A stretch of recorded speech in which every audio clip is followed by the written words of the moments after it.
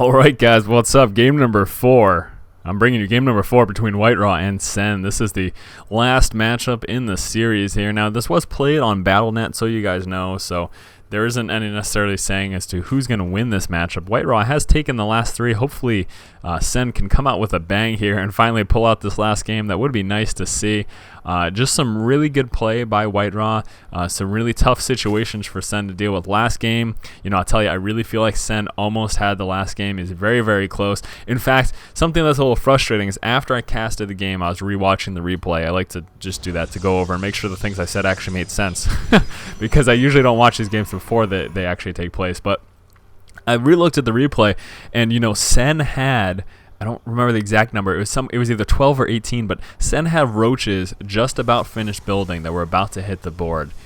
I'm frustrated that he called good game when he did, because I would have liked to see what those roaches could have done. He obviously lost a lot of his army, okay, but he hadn't taken any economic damage whatsoever. So his economy was fine. He was pumping out units as long as he was staying on top of his inject larva, which actually I didn't check that. As long as his larva count was up to par, then he should have actually been okay. It shouldn't have been as terrible a situation as it could have been. So it's just a little frustrating to see him call good game at that point, because I would have liked to see what that group of roaches could have done. But that is neither here nor there. What are we seeing in this particular game? We'll take a look at this gateway placement right now. What is this going to do? I'll tell you exactly what this is going to do. Sen is going to be moving his Overlord to the front of his opponent's base. Yeah, obvious. That's pretty obvious. That happens. Most Zerg players do that against their opponent. But the thing is, as a Zerg player, you expect your opponent to wall off against you, right? So he's going to move up here, and he's not going to see a gateway. He's going to see this one pylon, but he's not going to see a gateway. The gateway, he will have known that the gateway should be finished building. So with that said, he might be checking around his base looking for the possibility of a gateway inside of his base, and that's what will be happening. Now, where is that Cybernetics Core placement? Is it going to be moving? Yeah, he's going to be moving all the way back down there, WhiteRa, so placing the Cybernetics Core. But as far as the actual gateway itself, not seeing it at the front, it may cause him to check areas of his base. It's kind of like a little bit of trickery. He might be forced to check areas of his base to look for a Zealot Rush.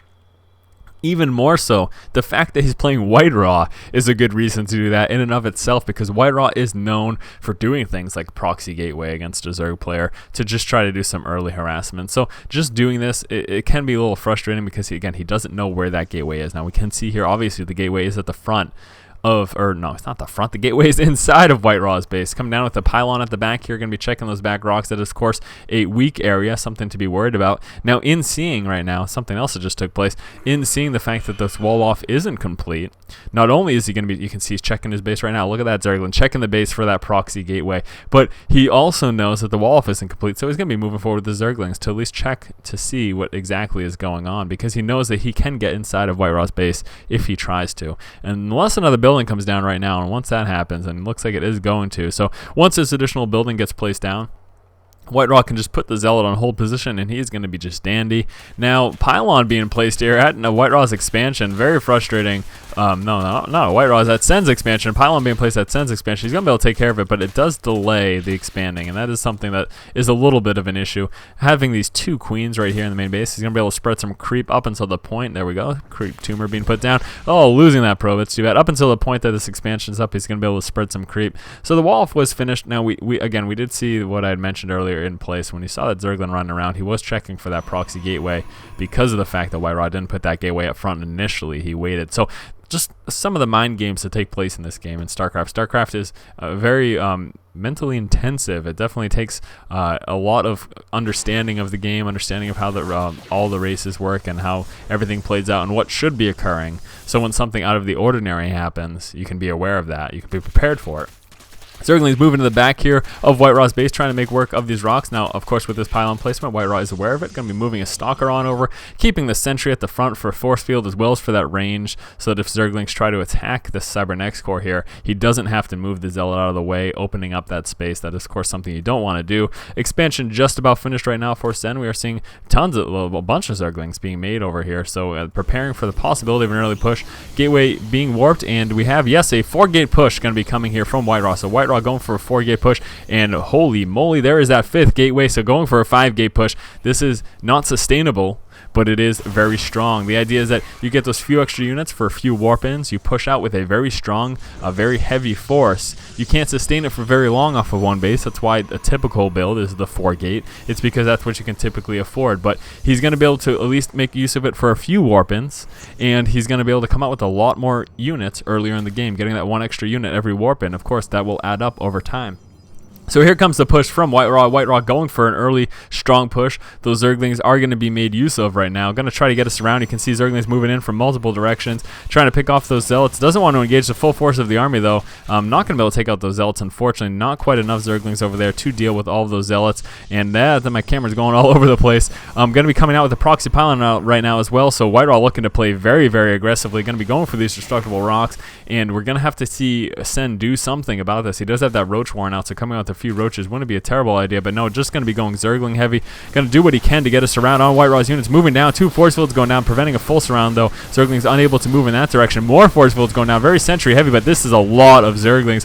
I'm not sure WhiteRa can deal with this. He does have a lot of Zealots, though, and looks like, yes, great. Look at those sentries with that pylon placement denying the surround. Sen not moving his units all the way around in this direction, and it did prevent the death of his units there. Did manage to fend that off. Good job by WhiteRa. He's going to make quick work of these destructible rocks. We are seeing a few Roaches as well as Zerglings move in right now for Sen. Sen's going to be moving his units into his main base to defend this push coming through. And look at this. Economy is going to be nice and low. You can see that there. Again, he can't sustain it for very long. You can see he's got some things available for warp-in, but doesn't have enough of an economy. But here comes the push. Again, those few extra units early on. That is the idea. Very, very, very Zealot heavy. Those Roaches do, of course, great against Zealots, but he doesn't have as many Roaches as he would like. He went very Zergling heavy early on. So we're probably going to be seeing some more Stalkers be warped in right now, or some more Sentries from WhiteRa. There we go. Some additional Stalkers. In seeing those Roaches, he realizes that the Zealots aren't going to do that great against them. So switching up his army composition on the fly. That is, of course, the strength of a 4-gate push like this. You can switch your army composition to whatever is necessary. Zealots in the front taking quick work of those Zerglings. Going to be moving forward to try to engage the Micro away, but no, force field goes down, preventing the Micro away from the Roaches, and Sen calls good game, and question mark going up because he wasn't quite sure.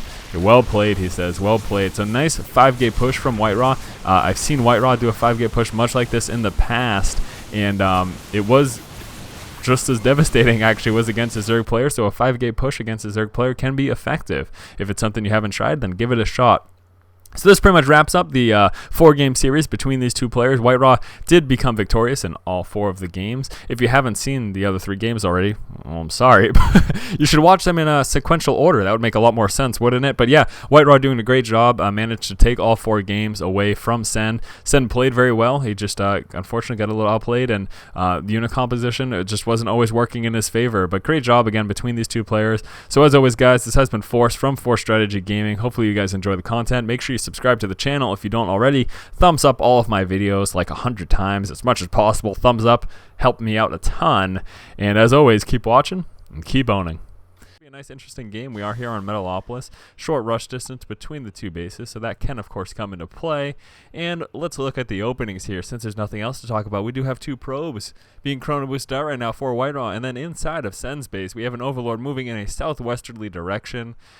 Temperatures being about 60 degrees Fahrenheit. Nice, cool, crisp day here on Metalopolis.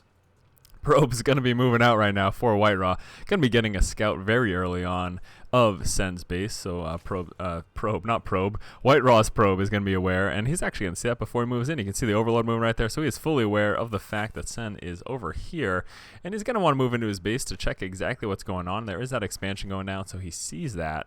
Going to be moving out, and then might be trying to... should be trying to go back in. He does want to check for that pool and extractor. He just don't want to know the timing on those to give him a good idea of what's going on. And what do we see over here? The second he saw that expansion, WhiteRa dropping a forge. His gateway is just about finished. Forge coming down, so we may be seeing some cannon harassment. That is quite possible. Moving down.